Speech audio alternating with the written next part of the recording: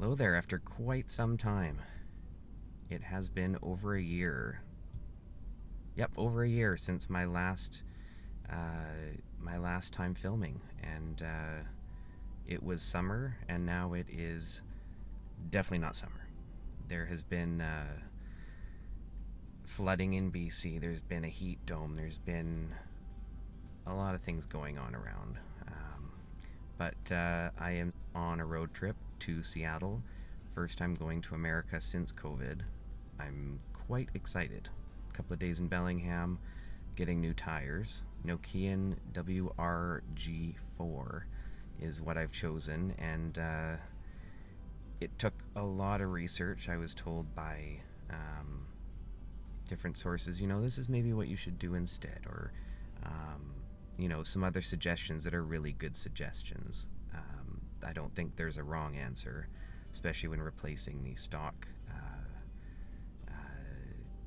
I can't remember the name of the tires. They're junk. They're not very good in the wet, and the wet is what I drive in Vancouver. Anyways, new tires, seeing Bellingham, seeing what's changed in almost 2 years.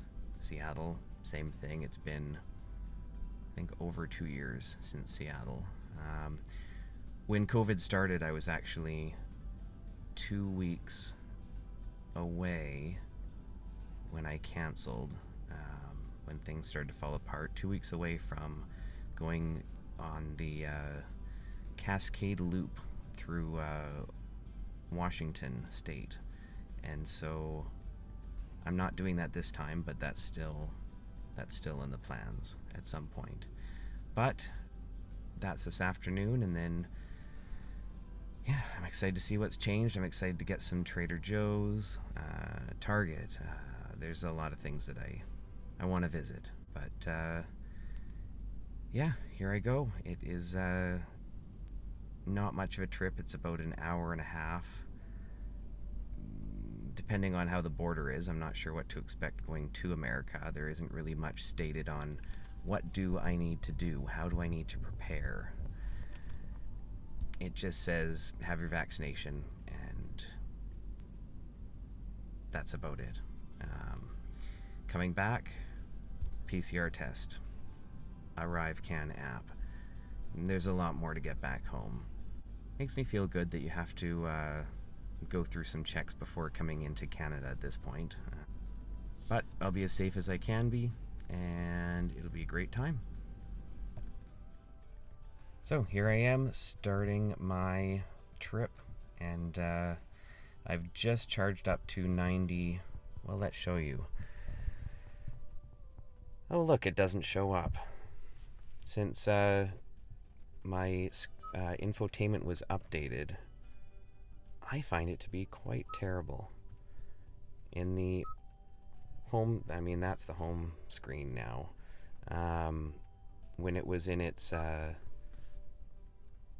old home screen before the update, it would show you 3 different displays with your, you could customize them, but I had it your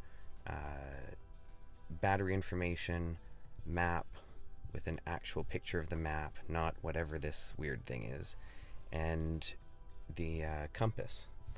And it was great. But now, this is what I see. It gives me no information. It gives me nothing. It gives me my name there. That's kind of fun. But to go and find out how many percent I'm at, as opposed to how many kilometers I have to go into one of the sections like EV. Hey, look, there's the compass I like to see. I'm actually at 91. And it just, this infotainment upgrade was terrible, I think. GPS connected. Thank you. I foolishly didn't look into it too much and research the fact that people didn't like it. But that's where I'm starting, and it's just a short, I think it's 80 kilometers to Bellingham. So there is my destination, 83.9 kilometers, not too bad. and we're ready to go.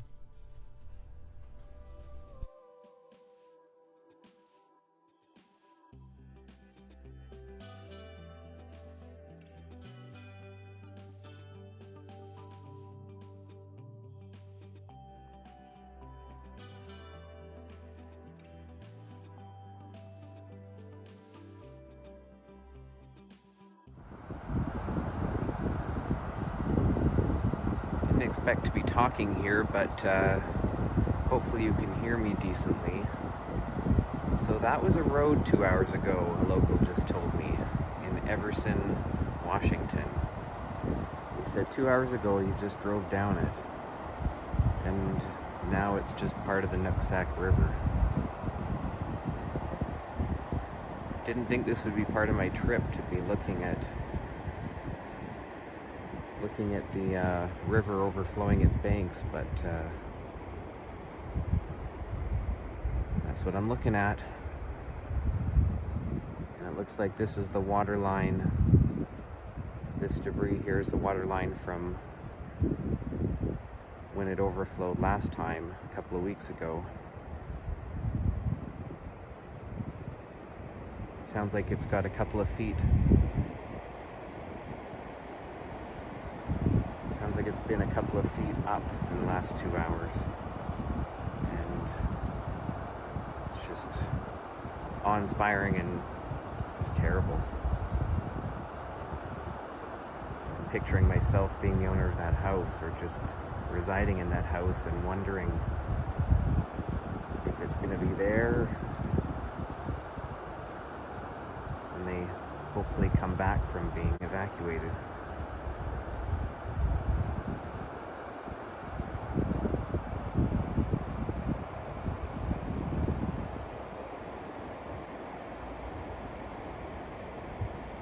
This is all farmland, not part of a river.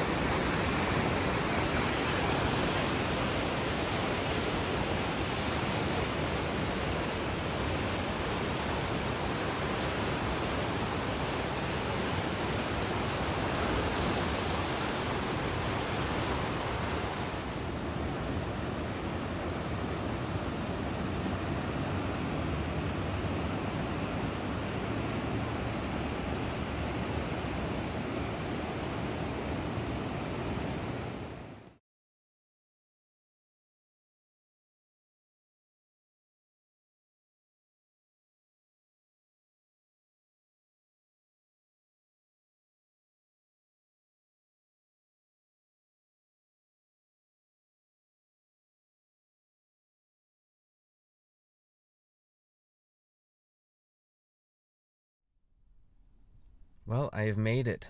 I'm here.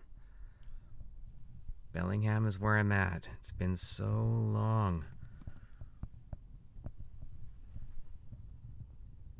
I mean, this isn't really a great example of Bellingham, but this is a great example of a free charger in downtown Bellingham that isn't always taken. There's 2 of them, and I got one of them. The parking is only paid 9 to 5. It's 5:30. And so it's free. So I didn't just drive from Vancouver to Bellingham. I drove 153 kilometers in total this afternoon, because I drove to Bellingham, then drove to Everson, Washington, which is just east of here, northeast, and that's where the Nooksack River has overflown its banks once again. It did a couple of weeks ago, and it has again. But 150 kilometers was driven. I've gone from 91% to 53%. And now I charge, have some dinner, and then I'll head back to the hotel.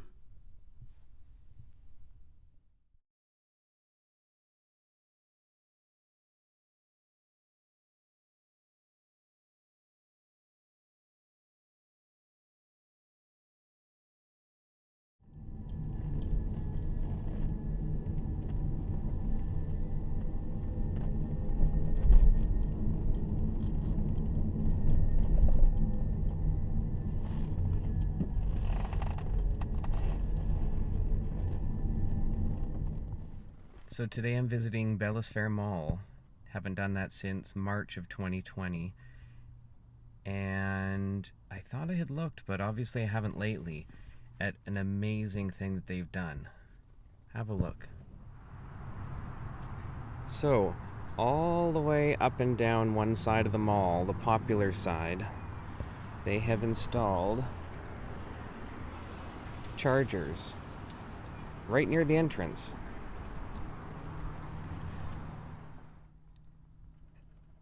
So there is 10 Volta chargers. I've never used a Volta charger. And they're actually giving 6.9 kilowatts of power. I'm extremely impressed. So everybody that comes to Bellingham Mall and shops across the border and traditionally would come for cheap gas can now get free charging. I'm kind of shocked at before COVID there was nothing. There was no chargers, there was no inkling of chargers, and now the complete opposite. I think it's great, but I do kind of find that having them so close to the entrance might just mean that non-EV cars will want to park in them for fun. And actually, just as I say that, I remember there is a law and a fine for parking in an electric vehicle spot. So never mind. But I do still think that a bunch of handicap spots are suited better at the entrance to a mall. But that's just me. I'm not saying I don't like having chargers all over the place, right at the entrance to a mall where people usually come after getting cheap American gas. Now they're free charging at now 7 kilowatts. I am very impressed.